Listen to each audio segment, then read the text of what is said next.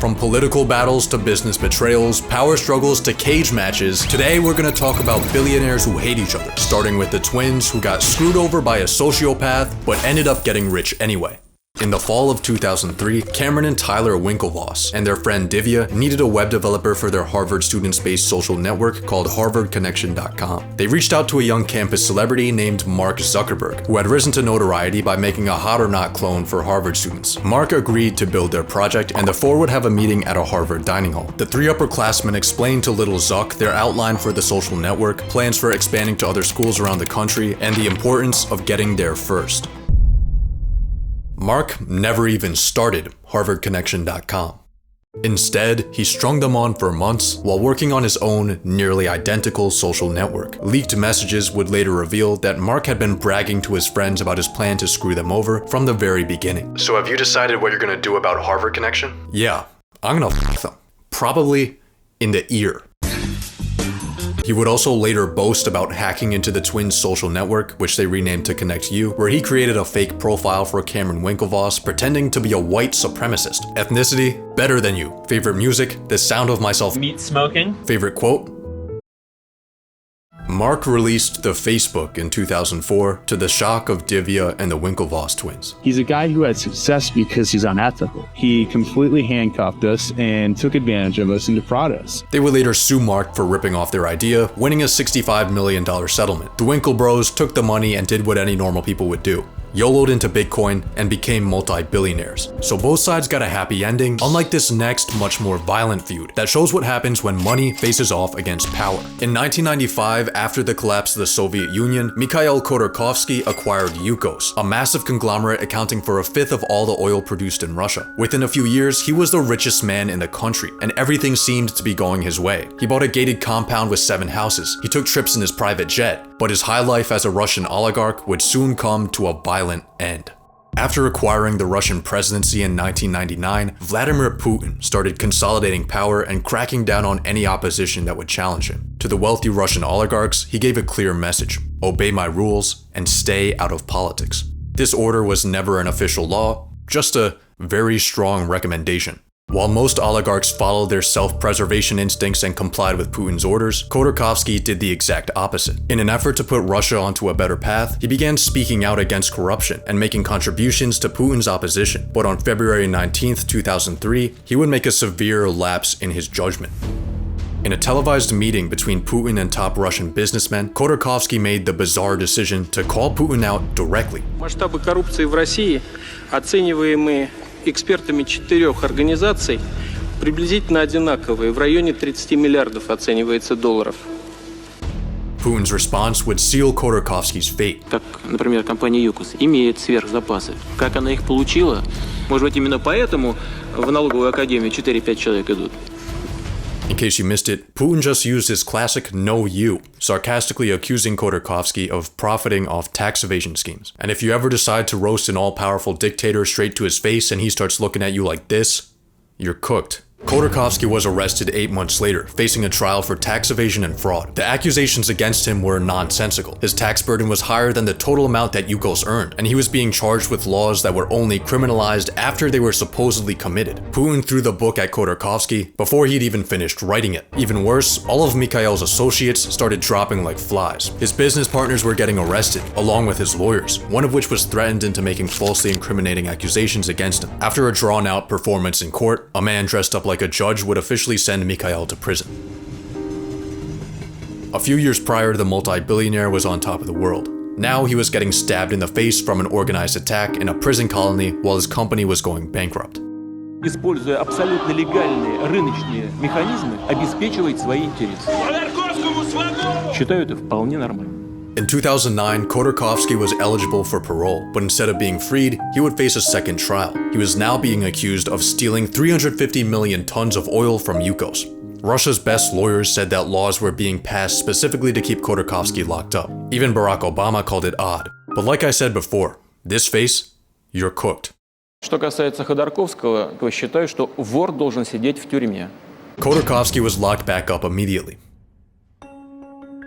But 4 years later, Putin unexpectedly set him free, citing his mother's illness. Putin cleaning up his image before the 2014 Sochi Olympics might have also been an added plus. Since his release, Khodorkovsky has wisely chosen to stay the fuck away from Russia. His company Yukos was totally dissolved shortly after his arrest, but in 2016 he regained access to $100 million worth of assets that were being held for him in Ireland, money that he now uses to fund Russian opposition efforts. He continues to speak out against Putin and bring international attention to corruption. Maybe Putin made a mistake by letting Khodorkovsky free, because if you ever send someone to jail and they start looking at you like this, you're cooked. But there is one man who is more powerful, more deadly, and more feared than Vladimir Putin. So I'm assuming you're not much of a Swiftie, given the thumbnail you clicked on to get here. So let me get you up to speed on who this person is. Taylor Swift is the white woman's Martin Luther King. The US Army has 450,000 active duty personnel. Taylor Swift mobilizes that on a weekend. Given Taylor's military might, it only makes sense that a rivalry between her and a billionaire music executive would result in a total war, as well as one of the most significant events in music history. In 2005, a 15-year-old Taylor Swift signed her first contract. Big Machine Records CEO Scott Borchetta handed Taylor a six-figure advance in exchange for the masters of her first 6 albums, which control how the songs are used and who profits. Corporations throwing checks at broke people to seize the ownership of their work is usually called employment, but Taylor Swift called it exploitation. After chart-topping albums and record-breaking tours, in 2018 her contract expired, and she reached out to Scott with one request. She wanted her masters back. Scott's response offer was that Taylor could earn one album back at a time for each new one she turned in, essentially using her art as a carrot on the stick. It was around this time when Taylor started to truly regret walking into that room at the age of 15. Ain't no contract like a Borchetta contract. Taylor refused Scott's new deal and instead signed with Universal. Scott then sold Big Machine Records for $300 million, and with it, Taylor's masters. This was Taylor's worst case scenario, not because her masters were sold, but because of who they were sold to. Scooter Braun was a talent manager behind names like Justin Bieber, Ariana Grande, and Kanye West, the last of which had not good blood with Taylor ever since their legendary 2009 award show disaster. The two would later make amends until 2016 when Kanye dropped Famous, a song where he referenced Taylor by saying that he made that bitch famous and putting a naked lookalike of her in his music video. All of this was backed by Scooter Braun. Taylor saw Scooter as the last person she would ever want owning all of her music, so the day that the news dropped about his acquisition, she made that bitch famous. In a viral Tumblr post, Taylor rallied her army against Scooter, claiming she was a victim of his incessant manipulative bullying for years. Scott Borchetta wasn't safe either. I knew he would sell my music. I knew he would do that. I couldn't believe who he sold it to, because we've had endless conversations about Scooter Braun, and he has 300 million reasons to conveniently forget those conversations. Taylor's army mobilized instantly. They launched a blitzkrieg on Scooter Braun's DMs, prompting him to release an open letter pleading for mercy in the face of death threats towards his family. He also politely asked Taylor to stop ghosting him so they could actually work something out.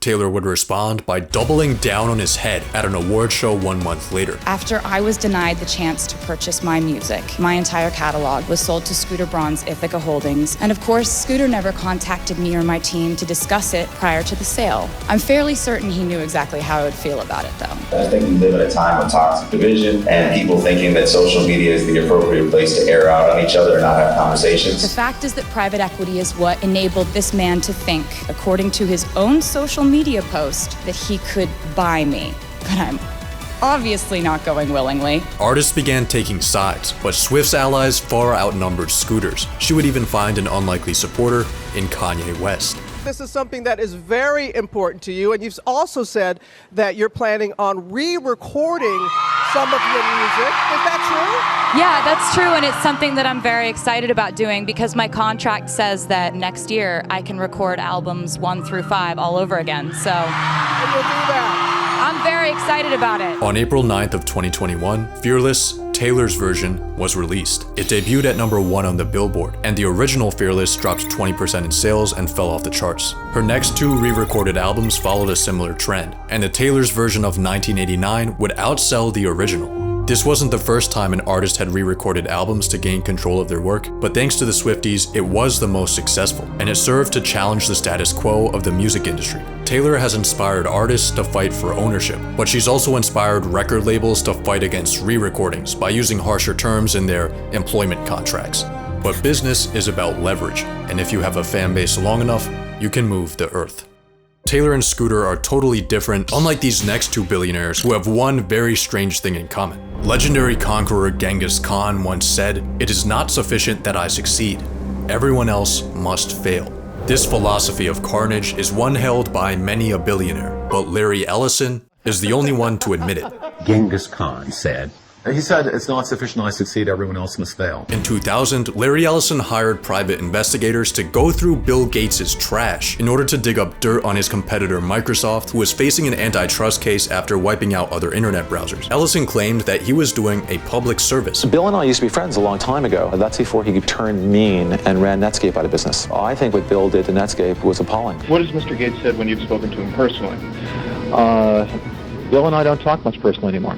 In 2001, Microsoft lost their case, and Bill Gates was sentenced to a finger wag. Larry Ellison won the battle, but lost the war. But after years of conflict, Ellison and Gates have both gone from Genghis to Gandhi, bonding over their shared interests in technology, philanthropy, and dumpster diving. You lift me into one of those huge garbage bins. Bill and I would actually dive in the dumpsters to try to find listings of the secret inner code of the operating system. That's how passionate we were. And in the very bottom of a dumpster is where you'll find the relationship between Elon Musk and Mark Zuckerberg, which started out on a catastrophic note in 2016, when Elon's company SpaceX attempted to launch a $200 million Facebook satellite into space.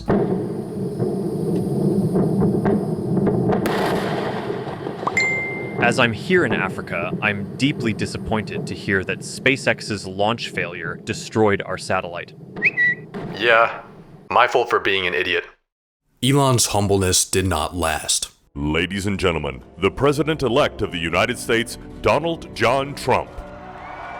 In 2018, the Cambridge Analytica scandal revealed that millions of Facebook users' personal data had been harvested in an attempt to influence elections. In response, Elon would delete the SpaceX and Tesla Facebook pages, saying the platform gave him the willies. Zuck was silent. 2 years later, under a tweet criticizing Zuckerberg's oligarchical control over information, Musk would tell people to #delete Facebook, it's lame. Zuck remained silent. A year later, Elon would link the January 6th Capitol riots to Facebook misinformation. Not a peep from Zuck. In 2023, Facebook released their Twitter clone, Threads. Elon took a few sarcastic shots at Zuck, then a random person would warn him that Zuck apparently does jujitsu now. Elon would then reply, "I'm up for a cage match, if he is." LOL. Send me location. Zuck had been training. In 2020, he began learning to fight. A few years later, he went undercover and won his first tournament. He started doing intense fitness challenges and training with professional athletes. Despite a lack of physical fitness, Elon was confident that he would win the fight for one simple reason. I'm way bigger than him. This is unfair. I don't think you should fight me. Because you're so much bigger than him? Yeah, I'm like 50% heavier than him. I've got my patented walrus move. I just lie on him. Elon started training in his office. He would even live stream himself preparing to murder the Zuck. This is me, curling a 45. But just like Elon Musk, Zuck doesn't play any games. I'm ready today. I suggested August 26th when he first challenged, but he hasn't confirmed. Not holding my breath. What followed was excuse after excuse from Elon. First, he would say he was unsure of a date because of a surgery. He would then ask Zuck for a practice match at his house, which Zuck would decline. Elon would pull up to his house anyway. I tried going to his house, actually. Did you really? Yeah, because he lives in Palo Alto. I just thought it was funny to go like, I'm coming over to your house. I'm gonna get you. Anyway, he didn't answer. Elon kept up his taunts. I'll fight Zuckerberg any place, anytime, any rule. But Zuck knew he wasn't serious. As the chances of the billionaire brawl fizzled out, Zuck's metamorphosis into an alpha male was complete. What if there was like real consequences on the line? Like what if you guys had a real bet? Okay, sure. Like the moderation team from X takes over moderation of Facebook if you win. No problem, sounds good. There's a fight for civilization. Yeah, a literal fight for civilization. I mean, I'll do it. Elon definitely would have lost that cage fight, let's be honest. But in the fight for civilization, Elon has Zuck in the walrus. I'll be explaining Elon and Trump's historical beef later on in this video, but right now there's one thing about their relationship that most people are completely missing out on, and I'm gonna let my first ever sponsor, Ground News, show us what it is. Right now, there is a battle over how stories are being told, and it's making us more divided. What Musk is doing is illegal and unconstitutional. We ought to give Mr. Musk a medal. Ground News is here to fix that by gathering thousands of sources from around the world and breaking down every story by bias, factuality, and ownership. Look at when Elon started dismantling USAID. On the Ground News app or website, we can see that over 500 sources reported on this, with 48% being centered. But looking at the headlines is where you see the narrative being shaped. The right says that smoking the US aid pack was necessary to cut wasteful spending. Comparing this to headlines from the left, which highlight Elon's overreach of power, shows you how reporting bias can shape our reality. You can even see the ownership of each publication and factuality ratings from 3 independent organizations. But you're not seeing the full picture until you check their blind spot feed, which shows you stories that each side tends to ignore. Look, this dude's been in office for 1 month, and we already have talks of a coup, people shouting in the streets, and a teenager named Big Balls inserting himself in the back end of the US government. Headlines are getting more and more divisive, so I think if there's any time to take off your media blinders, it would be now. Go to ground.news/pockets or scan this QR code and you'll get 40% off their Vantage plan, which is the one I've been using. That works out to $5 a month. So for 1 egg per month, you'll get a better way to stay informed about all the crazy stuff going on and all the crazy stuff that is bound to happen. Crazy stuff was definitely bound to happen in this next beef, which ended up in an $8 billion disaster and both guys being sent to prison. In 2019, CZ, founder of the world's largest crypto exchange Binance, invested $25 million into a smaller exchange called FTX. Its young founder Sam Bankman-Fried was well known for presenting himself like a 5th grader, driving a shitty car, and playing video games during meetings. This apparently made him a genius. CZ describes Sam in his early days as very humble, but soon his ego would start to show. In 2021, Sam would cut business ties with CZ, buying out his stake with $2 billion worth of cash and FTT tokens, which were FTX-created crypto coins. Giving these coins to CZ would turn out to be a terrible mistake, but Sam, despite being a genius, would never see this coming. See, FTX was quickly becoming a household name, thanks to celebrity endorsements, Super Bowl ads, and high-profile sponsorships. But Sam's plan for total market control was through his close relationship with regulators. Using official meetings and legalized bribery, Sam positioned himself to receive preferential treatment from the law. But it wasn't sufficient for FTX to succeed. Sam wanted everyone else to fail. Behind closed regulatory doors, Sam would start talking shit about who he saw as his main competitor, Binance, trying his hardest to paint the exchange that was once his friend as an untrustworthy Chinese company. Thanks to potential regulatory risk, CZ was forced to sit on the sidelines and watch his name get slandered. Sam would then pour salt on Binance's wounds. Excited to see CZ repping the industry in DC going forward. He is allowed to go to DC, right? CZ's response to this would destroy Sam's entire life. 3 days after the snarky tweet, a crypto site exposed that most of FTX's assets consisted of FTT tokens, the crypto coins that FTX itself printed out of thin air, the same crypto coins that CZ happened to have a market-shifting amount of. A few days later, CZ announces that Binance will be selling off all their FTT. What followed was the greatest disaster in crypto history. FTX had been backed by nothing, and now that nothing was crashing. As people started rushing to get their money out, FTX started scrambling. Sam's side piece Caroline Ellison attempted to minimize market impact by offering to buy Binance's FTT, but CZ refused, saying he wouldn't support people who lobby against other industry players behind their backs. In a last-ditch effort to save himself, Sam reached out to CZ begging for help. What resulted was a non-binding agreement for Binance to acquire FTX. It seemed like CZ had just pulled the most devious business play of all time, crushing his main competitor just to acquire him for pennies on the dollar. But what CZ ended up doing was even more devious. After taking one look at FTX's balance sheet, he backed out of the deal and hit a crying emoji. Sam went to prison for 25 years. But there's one last twist. After Sam realized that FTX was done for, he had posted a cryptic tweet. At some point, I might have more to say about a particular sparring partner, so to speak, but you know, glass houses. So for now, all I'll say is, well played, you won. He was obviously referring to CZ, but what were the other things that he had to say? The answer may have come 2 years later, when Binance was charged with violating US money laundering laws and CZ was sentenced to 4 months in prison. But CZ got to keep most of his money. Sam Bankman-Fried, despite being a genius, wasn't so lucky. My boy Sam isn't the only billionaire to lose it all. This next beef is another story of riches to rags, except this time it's a lot more personal. After Dhirubhai Ambani died without a will in 2002, he left behind a $15 billion empire named Reliance Industries. His two sons, Mukesh and Anil, immediately started fighting over their father's legacy. After 3 years of brotherly squabbling, Mom intervened. She split the family business in two. Mukesh got the older industrial side, while Anil got the newer telecom, power, and finance sectors. One brother would become the richest man in Asia. The other would lose everything and end up with a $0 net worth.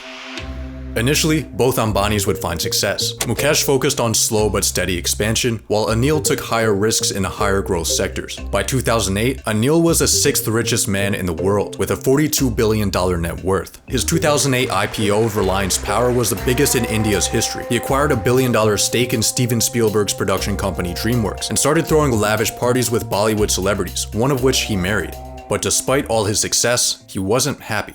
Because having $42 billion isn't cool when your older brother has 43. Mukesh liked to work in silence. He preferred family nights to elite parties, mystery to media tours. But despite his efforts to stay under the radar, he would face nationwide attention in 2009, when an argument between him and Anil would threaten the Indian economy. It was over a deal they made back when Reliance split, allowing Anil to purchase gas from Mukesh at a discount. Mukesh argued that the price was too low. Anil accused Mukesh of trying to back out of their legally binding contract for unfair financial gain. Whoever won this argument stood to gain $20 billion.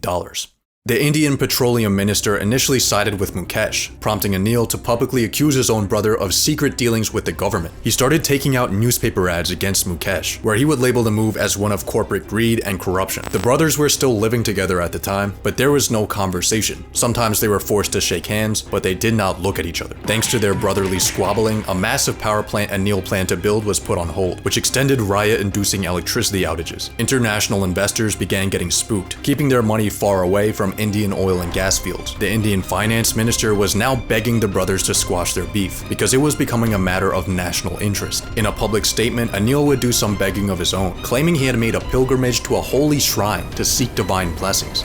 $20 billion will make a man go to church.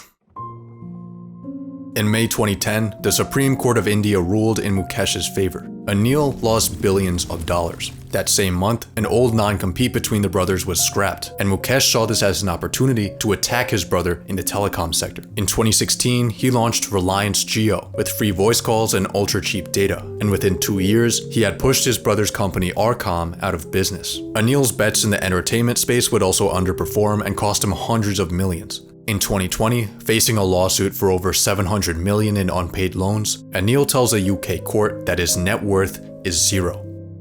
At that same time, Mukesh's net worth was $57 billion, making him the richest man in Asia. But there was a catch. Rich people have a very different definition of broke than broke people. At the same time he revealed his $0 net worth, Anil had a $3 million car collection, a $56 million yacht, a private jet, and a helicopter. Anil got up on the stand, claimed poverty, then drove home in an S-Class. He started getting called out for his hypocrisy in the courts of law and public opinion, but against all odds, he's been starting to revive his businesses. But he's got a lot of catching up to do. Mukesh has the largest public company in India, a $2 billion house, and a will. My name is Bill Gates. I'm chairman of Microsoft, and during 1984, Microsoft expects to get half of its revenues from Macintosh software. In 1984, Steve Jobs and Bill Gates were working together on the Macintosh. At the time, Gates held Apple in high regard. At one point, he apparently had more people working on the Mac than Jobs did. Steve and Billy would have regular brainstorming meetings in Cupertino, California, and it seemed like the two young entrepreneurs would be long-term partners. But their blossoming relationship would fall apart the very next year. In 1985, Microsoft released Windows 1, a graphical user interface that featured mouse interaction, clickable icons, and resizable windows for multitasking, all of which were features that eerily resembled Apple's Macintosh System 1 that was released the previous year. Steve lost his shit. He instantly accused Gates of ripping off his idea. Gates responded that Apple had ripped off the idea from another company. This hit a nerve with Steve because it was true. The two were rivals ever since, but their conflict mainly stemmed from one key difference between them. Bill had book smarts, but Steve had traveled to India to find spiritual enlightenment smarts. Bill would take digs at Steve's lack of technical abilities, while Steve would knock Bill's lack of vision. At one point saying Bill would be a broader guy if he had gone off to an ashram when he was younger or dropped acid once. Bill must have gotten the wrong batch. The only problem with Microsoft is they just have no taste. I don't mean that in a small way, I mean that in a big way. They don't think of original ideas, and they don't bring much culture into their product. I am saddened not by Microsoft's success. They've earned their success for the most part. I have a problem with the fact that they just make really third-rate products. In 2006, Bill Gates stepped back from Microsoft to focus on philanthropy, and Jobs saw this as an opportunity to get the last word. Bill is basically unimaginative and has never invented anything, which is why I think he's more comfortable now in philanthropy than technology. He just shamelessly ripped off other people's ideas.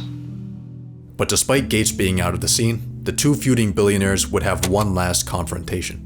What's the greatest misunderstanding in your relationship and about each other? This idea of catfight, this idea of which one of the many?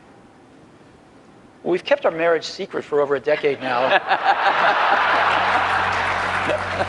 No, it's been fun to work together. I actually kind of miss some of the people who aren't around anymore. You know, people come and go in this industry. It's nice when somebody sticks around. And when Bill and I first met each other and worked together in the early days, generally we were both the youngest guys in the room. And now, when we're working at our respective companies, I don't know about you, but I'm the oldest guy in the room most of the time. You know, I think of most things in life as either a Bob Dylan or a Beatles song. But there's that one line in that one Beatles song, you and I have memories longer than the road that stretches out ahead. And that's clearly true here. But in the land of billionaires, all roads lead to one man. Elon Musk's time management doesn't make any sense, because how can a man possibly work 120-hour weeks, tweet 100 times a day, impregnate one woman a month, and still somehow find a way to be a full-time hater? Elon clowned Bill Gates after finding out about his $500 million short position against Tesla. Then when Gates bought an electric Porsche, Elon said their conversations have always been underwhelming. Elon's beef with space race rival Jeff Bezos mainly consists of Elon making fun of Jeff's phallic rockets, while Jeff focuses on launching legal cases against Elon. But now they seem to be cool. Former CEO of Disney, Michael Eisner, was one of the first people to show up to the Tesla Roadster unveiling in 2006. But now Elon's telling the current CEO of Disney to go fuck yourself, after he removed ads from Elon's social media platform X, the same platform Elon used to compare billionaire political activist George Soros to a cartoon villain. In my opinion, he fundamentally hates humanity. Elon believes that Soros's progressive policies are a threat to society, as well as his attempts to control media and influence elections. Elon Musk and Google co-founder Larry Page were longtime friends until Musk's 44th birthday party, where they had an argument about AI. Despite having paralyzed vocal cords, Larry somehow ended up yelling at Elon, calling him a speciesist for favoring humans over AI. And I'm like, what team are you on, Larry? After seeing Larry's lack of caution, Elon cut him off and started his own AI company with co-chair Sam Altman, but internal conflicts caused Elon to leave, and the two billionaires have been feuding ever since. He's also clearly a bully who clearly likes to get in fights. But Elon had one beef that took a turn no one would expect. In 2016, Elon had a falling out with his father over his support of Donald Trump. Elon said Trump is evil. Very matter of fact, he said, look, he's evil. You know, get it into your head. At the time, Elon was a flaming Democrat, and he publicly denounced Trump's character before the election. After Trump took office, he invited Elon to join an advisory council. Elon would reluctantly accept, but he clarified on Twitter that his motive was to promote sustainable energy and protest Trump's Muslim ban, and that his attendance didn't imply his support. A few months later, Elon would leave the council after Trump pulled out of the Paris Climate Agreement. But soon, thanks to COVID crackdowns, Biden's decision not to invite Tesla to the White House's EV summit, and his daughter's transition after catching the woke mind virus, Elon's political views began to shift. In 2022, Elon announced that he voted for Texas Representative Mayra Flores, and it was the first time he ever voted Republican. This pissed off Donald Trump. You know, he said the other day, oh, I've never voted for a Republican. I said, I didn't know that. He told me he voted for me. So he's another bullshit artist. At the time, Elon was in a legal dispute over his potential acquisition of Twitter, and Trump would roast that too. Elon is not going to buy Twitter. He's got a pretty rotten contract. I looked at his contract, not a good contract, but he's not. Sign up for truth. Elon would respond by saying it's time for Trump to hang up his hat and sail into the sunset. He also raised concerns about Trump's age. Trump responded by dropping a nuke on Elon. When When Elon Musk came to the White House asking me for help on all of his many subsidized projects, whether it's electric cars that don't drive long enough, driverless cars that crash, or rocket ships to nowhere, without which subsidies he'd be worthless, and telling me how he was a big Trump fan and Republican, I could have said drop to your knees and beg, and he would have done it. A year later, Elon would continue his criticisms of Trump. I would prefer just a normal person as president. A normal person with common sense. But a turning point came after the assassination attempt.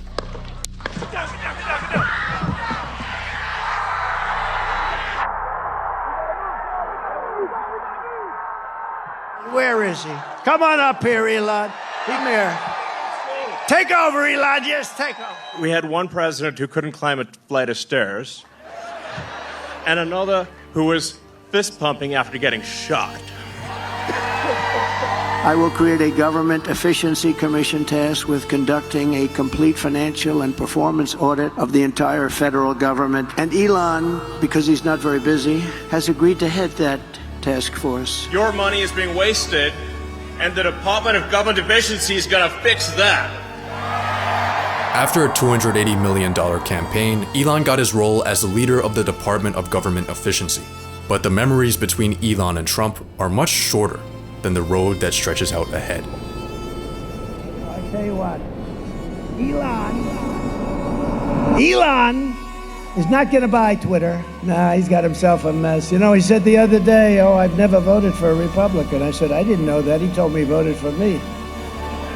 So he's another bullshit artist, but he's not going to be buying it. He's not going to be buying it. Although he might later. Who the hell knows what's going to happen?